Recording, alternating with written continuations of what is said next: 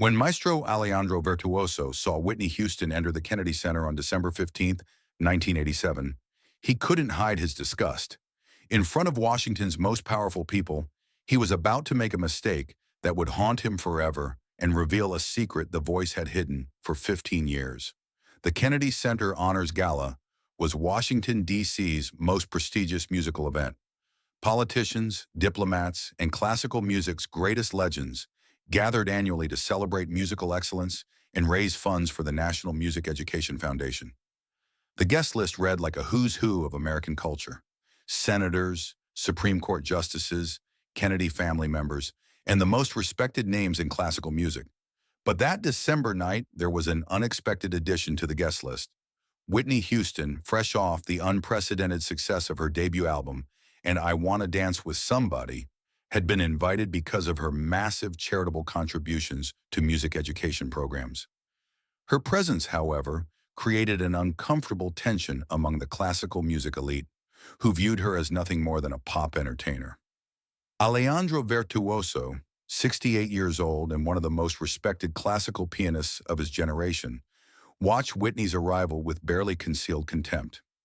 Alejandro had performed at Carnegie Hall over 200 times, recorded with the Vienna Philharmonic, and dedicated his entire life to what he considered real music. To him, Whitney Houston represented everything wrong with modern culture: shallow entertainment masquerading as art. "Look at her," Alejandro whispered to his colleague, renowned violinist Margaret Sterling. "Sequined dresses and pop ballads. This is what passes for musicianship these days." Margaret tried to be diplomatic. "Alejandro, she's raised millions for music education. That's why she's here."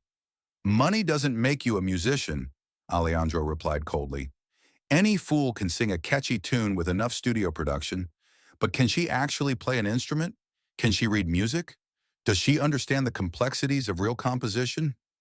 What Alejandro didn't know was that Whitney Houston had been quietly nursing her own insecurities about exactly those questions. Despite selling millions of records and becoming one of the most celebrated voices of her generation, Whitney still felt defensive about her musical credibility. The criticism stung because in many ways it touched on her deepest fears about being taken seriously as an artist.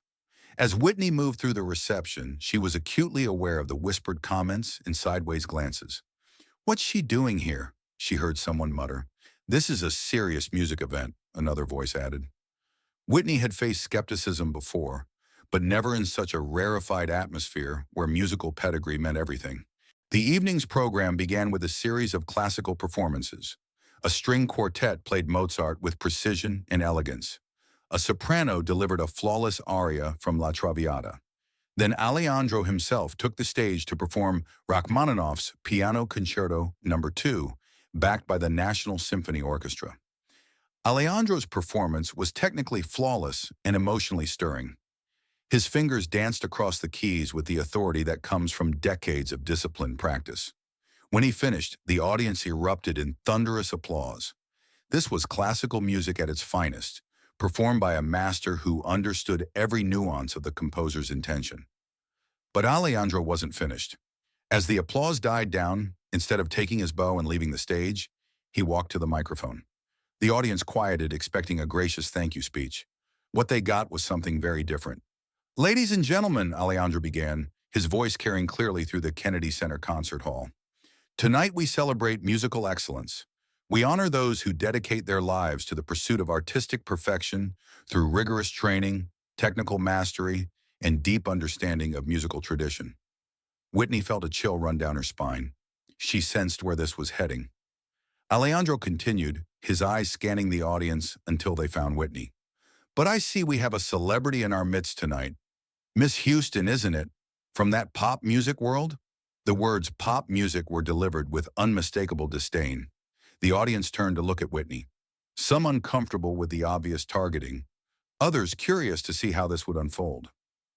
"Now, I've always been curious about popular musicians," Alejandro said, his tone faux-friendly but dripping with condescension. "So much spectacle, so much entertainment value. But where's the musicianship? Where's the technical skill that separates true artists from mere performers?" Whitney remained seated, her jaw tight, but she didn't respond. She learned long ago that engaging with critics often made situations worse. But Alejandro wasn't done. Perhaps, Miss Houston, you'd be willing to demonstrate for us what popular musicians consider musical skill. We have this beautiful Steinway grand piano right here. Surely someone who calls herself a musician could manage a simple classical piece. The invitation was framed as a friendly challenge, but everyone in the room could hear the mockery beneath it. This was a public humiliation attempt designed to expose Whitney as the fraud Alejandro believed her to be. The pianist's smile was thin and cruel, the expression of a man who thought he was about to prove a point. Whitney felt every eye in the Kennedy Center focused on her. Her heart pounded as she realized she was trapped. If she declined the challenge, she'd be confirming Alejandro's implication that she wasn't a real musician. If she accepted and failed, she'd be humiliated in front of the most influential cultural figures in America. But then something unexpected happened. From across the room, a young voice cut through the tension. "Excuse me, Maestro Virtuoso." Everyone turned to see a young woman standing up in the balcony section. She appeared to be in her early 20s with auburn hair and the confident posture of someone trained in classical performance. She wore a simple black dress with a small pin identifying her as a Juilliard student. "Sir," she continued, her voice steady despite the hundreds of eyes now focused on her, "what you're doing isn't about musical excellence. It's about prejudice. Musical talent doesn't depend on genre, and what you're attempting is bullying, not education." Alejandro's face reddened. "Young lady, I don't think you understand." "I understand perfectly," the student interrupted. "My name is Sarah Kennedy. I'm a piano performance major at Juilliard. I've studied classical music my entire life. I also happen to believe that dismissing an artist's abilities based on genre is ignorant and small-minded." The room buzzed with uncomfortable energy. A music student had just publicly challenged one of classical music's most revered figures. But Sarah wasn't finished. "Miss Houston has contributed more to music education in this country than most classical musicians ever will. Her charitable work has funded music programs in dozens of schools. Maybe instead of questioning her credentials, we should be thanking her for her generosity." Alejandro sputtered, clearly unprepared for this defense. But before he could respond, Whitney Houston stood up. The room fell silent as the voice rose from her seat, adjusted her gown, and began walking toward the stage. What happened next would change Alejandro's understanding of music forever and reveal a secret that Whitney Houston had kept hidden from the world for over a decade.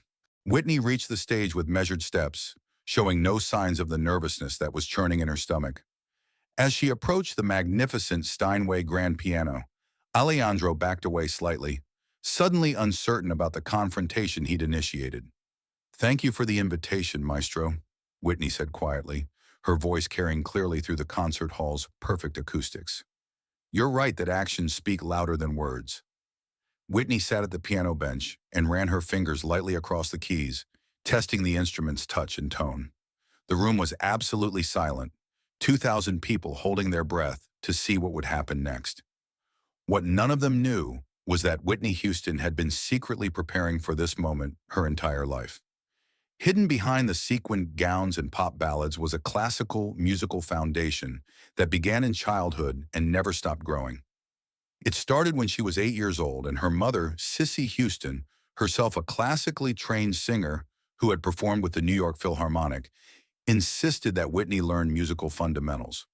While other children played outside, Whitney spent hours at their old upright piano, learning to read music, studying basic composition, and developing an appreciation for musical complexity that went far beyond pop sensibilities. Cissy, who had worked with everyone from Aretha Franklin to Elvis Presley, understood that true musicianship required more than just a good voice. "Learn the rules before you break them," she'd tell young Whitney. "Understand what the masters did, then find your own voice."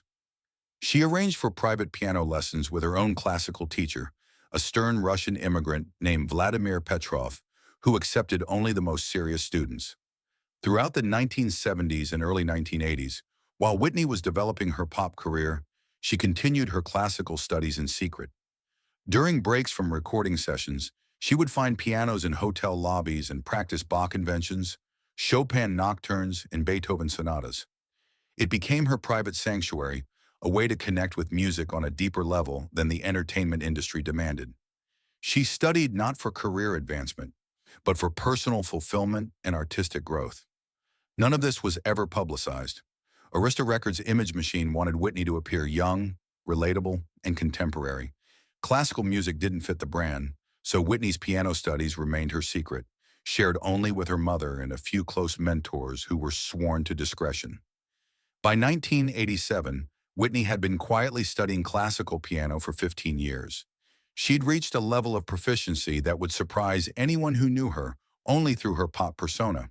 But she'd never performed classical music publicly, never revealed this aspect of her musicality because she feared it might seem pretentious or confuse her image. Now facing Alejandro's challenge, Whitney made a decision that would change how the world saw her. She was going to reveal her secret. Maestro virtuoso, Whitney said, looking directly at her challenger. You mentioned technical skill and understanding of musical tradition. I'd like to perform Beethoven's Piano Sonata No. 14 in C-sharp minor, third movement, the piece you probably know as part of the Moonlight Sonata. A murmur ran through the audience. The third movement of the Moonlight Sonata was one of the most technically demanding pieces in classical piano repertoire. It required lightning-fast fingerwork, precise timing, and deep musical understanding. Many professional pianists struggled with its complexities. Alejandro's eyes widened. He'd expected Whitney to attempt something simple, maybe chopsticks or a basic folk melody. The third movement of the Moonlight Sonata was a piece that separated serious pianists from amateurs. If Whitney failed, the humiliation would be complete. If she succeeded, Alejandro couldn't even contemplate that possibility. Whitney placed her hands on the keyboard and, without further preamble, began to play. The opening measures of Beethoven's masterpiece filled the Kennedy Center with crystalline precision. Whitney's fingers moved across the keys with the fluidity and accuracy that comes only from years of dedicated practice. The complex arpeggios that challenge even accomplished pianists flowed from her hands with apparent ease. The audience was stunned. This wasn't a pop musician struggling through a classical piece. This was a serious pianist performing one of the repertoire's most demanding works with technical mastery and artistic sensitivity. Alejandro's face went through a series of transformations. First, disbelief. This couldn't be happening. Then confusion as he tried to reconcile what he was hearing with his preconceptions about popular musicians. Finally, something approaching awe as he realized he was witnessing a performance of genuine quality. Whitney poured everything she had into those 8 minutes of music. All the hours of secret practice, all the passion she'd kept hidden, all the musical understanding she'd developed in private came pouring out through her fingertips. She wasn't performing as Whitney Houston, the pop star. She was performing as Whitney Houston, the musician, sharing a side of her artistry that few people knew existed. The technical demands of the piece were extreme. Rapid scale passages that required perfect finger independence, dynamic contrasts that tested musical sensitivity, rhythmic complexities that demanded absolute precision. Whitney navigated them all with the confidence of someone who had spent years mastering every detail. But beyond the technical achievement was something more profound. Whitney's interpretation was deeply personal, filled with emotion and understanding that went far beyond mechanical execution. She understood Beethoven's intentions, the turbulence and passion that the composer had embedded in the music. She wasn't just playing the notes, she was channeling the composer's spirit. The audience sat in complete silence, transfixed by what they were witnessing. Politicians who barely understood classical music found themselves moved by the power and precision of Whitney's performance. Professional musicians in the audience recognized they were hearing something extraordinary. Sarah Kennedy, the Juilliard student who had defended Whitney, sat with tears streaming down her face. She understood better than anyone the level of skill being displayed. This wasn't just competent classical playing. This was artistry of the highest order. As Whitney approached the climactic final section of the sonata, her intensity grew. The music demanded everything from the performer, technically and emotionally, and Whitney gave it everything she had. Her fingers flew across the keyboard with precision that defied belief, building to the thunderous conclusion that left the entire audience breathless. When the final chord resonated through the Kennedy Center, the silence was deafening. For nearly 30 seconds, 2,000 people sat in stunned quiet, processing what they had just experienced. Then slowly, individual audience members began to applaud. The first person to stand was Margaret Sterling, Alejandro's violinist colleague. Her applause was followed by others, and within moments the entire Kennedy Center was on its feet in thunderous ovation.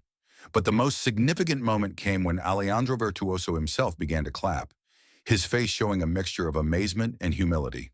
Whitney stood and took a simple bow, no theatrical gestures or pop star flourishes. She had proven her point not with words or arguments, but with music itself. As she prepared to leave the stage, Alejandro approached her. "Miss Houston," Alejandro said, his voice barely audible above the continuing applause, "I owe you an apology. What I witnessed tonight, I've heard that piece performed by some of the world's greatest pianists. Your interpretation ranks among the finest I've ever experienced." Whitney looked at the older man with genuine compassion. "Thank you, Maestro. But this isn't about proving anyone wrong. Music doesn't belong to any one genre or group of people. It belongs to everyone who loves it enough to dedicate themselves to understanding it." Alejandro nodded slowly, the lesson hitting home. "You're absolutely right. I let my prejudices blind me to the possibility that talent comes in many forms." As the applause finally died down, something beautiful happened. Alejandro walked to the microphone and addressed the audience. "Ladies and gentlemen, I must confess something tonight. I challenge Miss Houston because I believe that popular musicians lack the training and dedication required for classical music. I was wrong, completely and utterly wrong. What we just witnessed was not just technical mastery, but true artistic understanding. Miss Houston has reminded me that music is not about exclusion or superiority. It's about expression, emotion, and the human spirit." He turned to Whitney, who was still standing near the piano. "Thank you for showing me that talent and dedication transcend genre boundaries. I would be honored to call you a fellow musician." The audience erupted once more, this time not just in appreciation for a performance, but in recognition of a moment of genuine human growth and understanding. After the gala, Whitney sought out Sarah Kennedy, the young Juilliard student who had defended her. She found her in the lobby, still overwhelmed by what she had witnessed. "Sarah," Whitney said, approaching her with a warm smile, "thank you for speaking up tonight. That took real courage." Sarah blushed slightly. "I just couldn't stand seeing someone being treated unfairly because of musical prejudice. What you did up there, I've never heard anyone play Beethoven like that outside of a concert hall." Whitney smiled. "I've been thinking about starting a foundation to help young classical musicians from underprivileged backgrounds. Would you be interested in helping me develop that program?" Sarah's eyes widened. "Really? You'd do that?" "Music saved my life," Whitney replied. "The least I can do is help it save others." That conversation led to the creation of the Whitney Houston Classical Music Education Foundation, which over the next decade would provide scholarships and instruments to hundreds of young classical musicians who couldn't otherwise afford formal training. Sarah Kennedy became the foundation's first program director, eventually earning her doctorate and becoming one of the most respected music educators in the country. But perhaps the most profound change that night was in Alejandro Virtuoso himself. The encounter with Whitney completely transformed his worldview about music and musicians. He began incorporating popular music elements into his teaching, encouraging his students to explore different genres, and became an advocate for breaking down the artificial barriers between classical and popular music. 3 months after the Kennedy Center encounter, Alejandro did something unprecedented. He invited Whitney to perform a classical pop crossover piece with the National Symphony Orchestra. The performance, which featured Whitney playing Rachmaninoff's Piano Concerto No. 2 with her own vocal interpretations woven throughout, became one of the most talked about musical events of 1988. The story of that December night spread through musical circles, though it was never widely reported in mainstream media. Musicians talked about it in whispers, the night Whitney Houston silenced her critics with Beethoven. Some versions became exaggerated over the years, but those who were actually there never forgot the truth of what they witnessed. For Whitney, the performance represented something deeper than just proving her critics wrong. It was about honoring the musical foundation that had shaped her, acknowledging the teachers and mentors who had believed in her potential, and demonstrating that artistic excellence knows no boundaries. In later interviews, Whitney would occasionally reference that night, though she never described it in detail. People like to put music in boxes, she would say, but music doesn't live in boxes. It lives in hearts. Whether it's classical, pop, R&B, or gospel, if it touches someone's soul, it's doing its job. Alejandro Virtuoso continued performing for another decade, but he always said that meeting Whitney Houston was the moment that made him a complete musician. She taught me that being a master of your craft isn't enough, Alejandro reflected years later. You also have to be master of your prejudices. The Steinway grand piano that Whitney played that night still sits on the Kennedy Center stage. Piano technicians who service it occasionally mention that it seems to have a special resonance, as if that one performance left something behind in the instrument itself. Sarah Kennedy, now Dr. Sarah Kennedy, still teaches at Juilliard. In her office hangs a photograph from that December night. Whitney at the piano, completely absorbed in Beethoven's music, with Alejandro watching from the side of the stage, his expression one of pure amazement. Below the photograph is a handwritten note from Whitney, sent to Sarah a few days after their first meeting. Thank you for reminding me that standing up for what's right is always the right thing to do, regardless of the consequences. Your courage inspired me to show a part of myself I'd kept hidden for too long. The note is signed simply, "Keep making beautiful music, Whitney." Years later, when Whitney's classical piano skills became more widely known, music historians would point to that Kennedy Center performance as a turning point in how the industry viewed crossover artists. It proved that musical excellence could exist in multiple genres simultaneously, that an artist could be both a pop icon and a serious musician. But for those who were there that night, the real impact wasn't about industry changes or historical significance. It was about witnessing a moment of pure human transformation. When prejudice gave way to understanding, when assumptions crumbled in the face of talent, and when two very different musicians discovered they shared the same deep love for the power of music to move hearts and change minds. The piano challenge that was meant to humiliate Whitney Houston instead became a celebration of musical unity. Alejandro Virtuoso thought he was exposing a fraud, but instead discovered a fellow artist. And Whitney Houston, who had spent years hiding her classical training, finally found the courage to share all aspects of her musical soul with the world. Sometimes the most powerful moments happen when we least expect them. When challenge becomes opportunity, when prejudice transforms into respect, and when music reminds us that talent, passion, and dedication are the only credentials that truly matter. That December night at the Kennedy Center, a pop star became a classical pianist became a better human being, and everyone who witnessed it learned that the greatest music happens when barriers disappear and pure artistry takes center stage.